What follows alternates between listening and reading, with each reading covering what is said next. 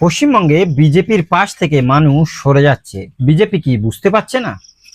শুভেন্দু অধিকারী, শ্রমিক ভট্টাচার্য এরা কি সত্যি সত্যি বুঝতে পারছে না যে মানুষটা তাদের উপরে আস্তে আস্তে রাগ এবং ক্ষোভ দেখাচ্ছে? তৃণমূল কংগ্রেসও ক্ষমতায় ছিল, তারা ক্ষমতায় থাকার সময় মনে করেছিল যে চিরদিন ধরে তারা ক্ষমতায় থাকবে, কিন্তু মানুষরা শেষ কথা বলে। মানুষদের উপরে অতিরিক্ত কাটমানি, অতিরিক্ত চুরি, সেই সাথে বিভিন্ন জায়গায় তোলাবাজির জন্য মানুষরা তৃণমূল কংগ্রেস সরকারকে বদল করে বিজেপিকে এনেছিল। বিজেপি এসেছে মাত্র 2 মাস হতে যায়, আর এই 2 মাসের ভেতরে অলরেডি বিজেপির গোয়াল ঘরেই গুতোগুতি দেখা যাচ্ছে।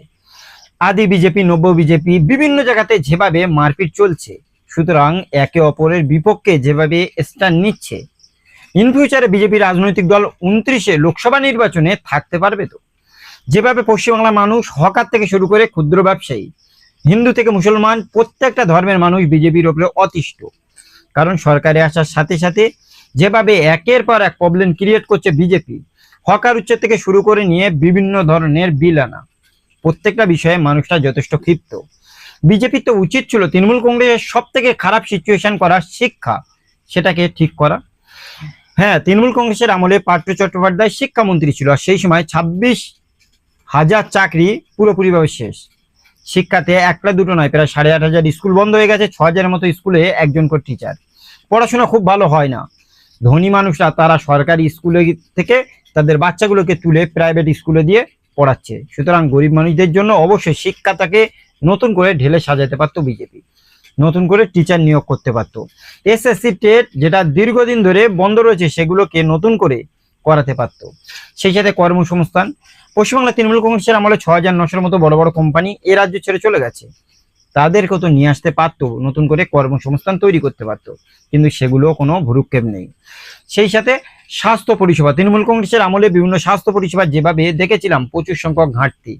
কলকাতার বিভিন্ন বড় বড় হাসপাতালগুলোতে 2 নম্বরই বিভিন্ন ওষুধ দিয়ে মানুষদেরকে যথেষ্ট রাগ এবং ক্ষোভের মধ্যে নিয়ে এসেছিল, সেটা তো বিজেপি আসার পরে ডেভেলপমেন্ট করতে পারতো। বিভিন্ন জায়গায় তৃণমূল কংগ্রেসের নেতা লিডার যারা বিগত দিন দুর্নীতি করেছে, তোলাবাজি করেছে, কাটমানি খেয়েছে, সেই নেতা লিডারদের ভিতর থেকে এক অংশ আজ ডিম খাচ্ছে, কোমরে দড়ি বেঁধে ঘুরছে, জেলে যাচ্ছে। কিন্তু রাঘব বোয়াল যারা, সে মমতা ব্যানার্জি, অভিষেক ব্যানার্জি, কয়লা, বালি, গরু থেকে শুরু করে নিয়ে বিভিন্ন বড় বড় চাকরি চুরি, তারা পুরো দিব্যি এই মুহূর্তে বিজেপির রাজনৈতিক দল, তাদেরকে সাপোর্ট করা এনডিএর এনসিপিআই ত্রিপুরার রাজনৈতিক দলে অলরেডি তৃণমূল কংগ্রেসের 64 জন বিধায়ক, 20 জন সংসদকে জয়েন করেছে। সুতরাং মানুষের তো রাগ রয়েছে। আর বিজেপির ভিতরে যেভাবে গোষ্ঠীদ্বন্দ্ব চলছে, অনেকেই বুঝতে পারছে যে তৃণমূলের থেকে আরো ভয়ঙ্কর অবস্থা এদের হতে যাচ্ছে। কেন বলছি এই কথা? হাড়োয়া, যে হাড়োয়াতে বিগত কয়েকদিন আগেই তৃণমূল কংগ্রেস জয়লাভ করেছে, কিন্তু সেখানে বিজেপি যথেষ্ট অ্যাক্টিভ হয়েছিল। আর সেখানকার অবস্থা দেখবেন, বিজেপির গোয়ালঘরের গুতোগুতিটা একবার দেখুন।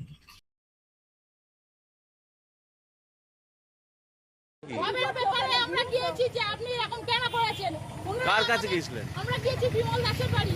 উনি আমাদের প্রশ্নের উত্তর দেওয়া বাদ দিয়ে আমাদের ধাক্কা দিয়ে সব মেয়ে ছেলেদের ফেলে দিচ্ছে। যখন আমরা দাঁড়াতে যাচ্ছি তো বাড়ির লোক নিজেরাই মারপিট করছে, আর আমাদের বলছে আমরা মেরেছি উনারে। কি অভিযোগটা কি আপনাদের? ওই আমাদের ঘর থেকে ঘরে ও কাটমানি নিয়েছে, সেই অভিযোগ আছে। আর দ্বিতীয় নাম্বার, ও হচ্ছে টিএমসি দালাল, দালালগিরি না করলে, আমার পারমিশন না নিয়ে আমার পার্টি ও মিটিং কি করে করে? 2 দিন আগে মিটিং হয়ে গেছে।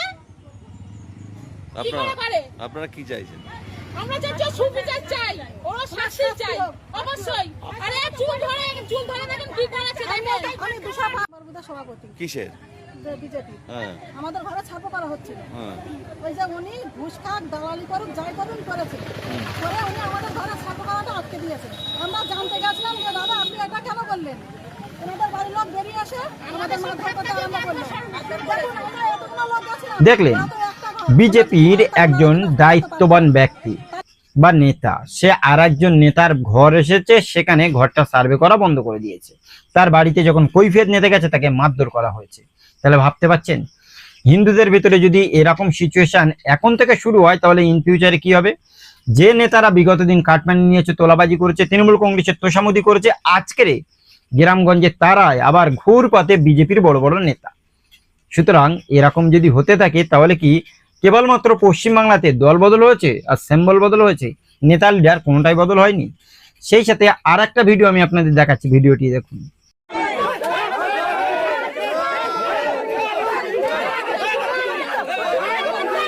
জাঙ্গিপাড়ায় তৃণমূল থেকে আসা নব্য বিজেপি এবং আদি বিজেপি কর্মীদের গোষ্ঠীদ্বন্দ্ব তুঙ্গে। পোস্টার বিতর্ক ঘিরে রণক্ষেত্র কতিলপুর মণ্ডল সভাপতি লক্ষ্মী হাঁসদাকে আটকে রেখে তুমুল বিক্ষোভ।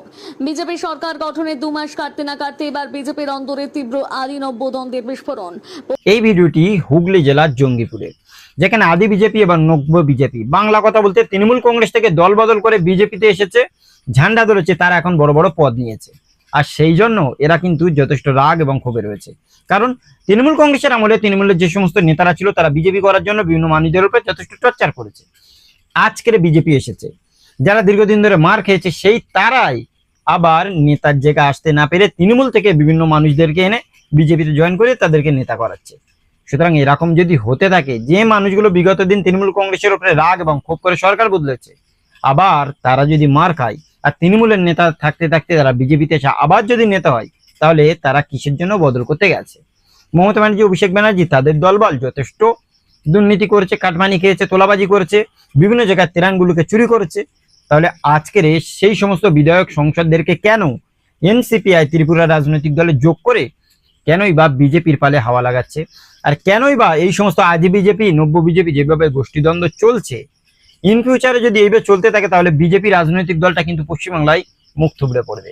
যেভাবে তৃণমূল কংগ্রেস 2021 বিধানসভা নির্বাচনে একটা দুটো নয় 214টা বিধায়ক পেয়েছিল, কিন্তু 26শে বিধানসভা নির্বাচনে তারা কখনো কল্পনাই করতে পারেনি, তারা কখনো ভাবতেই পারেনি যাতে সরকারটা পুরোপুরিভাবে শেষ হয়ে যাবে।